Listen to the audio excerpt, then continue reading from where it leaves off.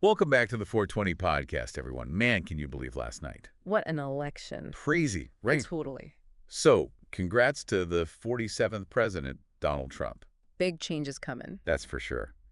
And on everyone's mind, at least everyone listening to this show, is what does a Trump administration mean for, well, Cannabis legalization. cannabis legalization, exactly. Yeah, it's a big question mark right now, especially with, some of those mixed messages we heard from Trump on the campaign trail. Exactly. So to really get a sense of what we might be in for, maybe we should take a step back for a minute. Okay? Can you kind of remind us where things stand right now with cannabis laws in the U.S.? Like, paint the picture. Sure. So basically, we have this patchwork of laws across the country. You've got a bunch of states, and it's a growing number that have legalized medical cannabis. Right. And then you've got a smaller, but, still significant number that have gone even further and fully legalized it, even for recreational use. Like my state. Right. Exactly. But, and this is the big but, at the federal level, It's still a no-go. totally illegal. It's still classified as a Schedule I drug. Which, remind me, what does that mean? Schedule I means the feds, they see it as having a high potential for abuse Okay. and no currently accepted medical use. Huh. So basically they're saying it's as bad as, like, what? It's in the same category as heroin, LSD. Wow. Yeah. So you've got states saying it's okay, even good for you in some cases, and then the federal government saying it's basically public enemy number one. Pretty much. And that obviously creates a ton of tension and honestly just makes everything super complicated. For everyone, you mean? Oh, yeah, for everyone involved.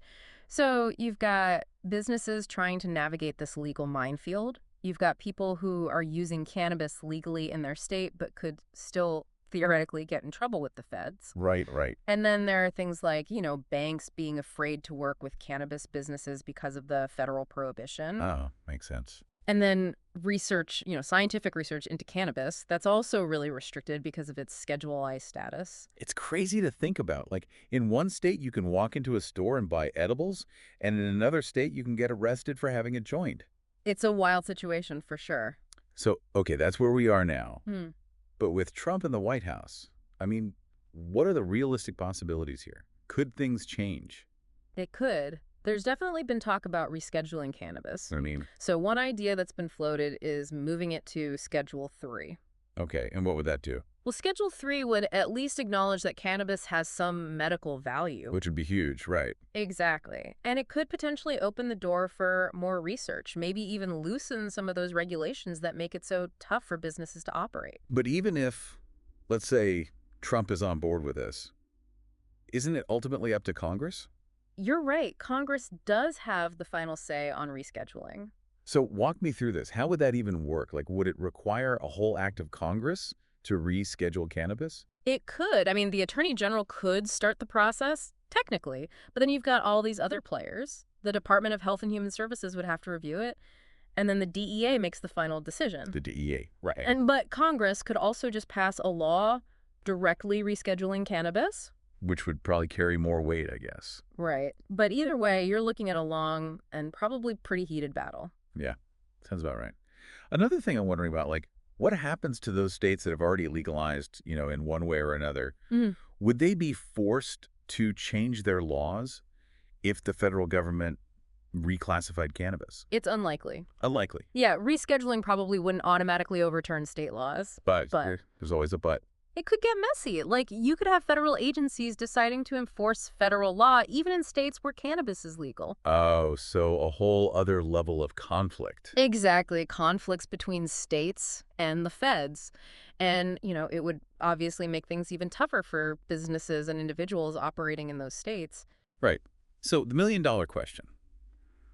What are we looking out for in the next few months? Like, what are some signs that things might actually be changing? The first big one is who Trump appoints to those key positions, like the Attorney General, the heads of the DEA, HHS. So basically anyone who has any say over drug policy. Right.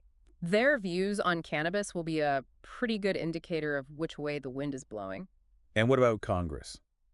Keep an eye on what's happening there, too. Are there any bills being introduced about cannabis? Any hearings being scheduled? Those are all signs that Congress is at least willing to have the conversation. Okay, so a lot of moving parts, a lot to keep track of. Absolutely. Seems like the future of cannabis legalization under Trump is, well, Anyone's guess at this point. That's fair to say. It's a complicated issue, and it's probably going to stay complicated for a while. Yeah, no quick and easy answers here. Nope. But I think it's safe to say that the legal landscape is going to keep changing, probably in ways we can't even predict right now. Right. One thing's for sure, public opinion has shifted a lot on cannabis. Hugely. And I feel like that's going to keep putting pressure on lawmakers. Oh, absolutely. Both at the state level and the federal level. This conversation is far from over. And to everyone listening, stay tuned. And as always, stay informed. We'll see you next time.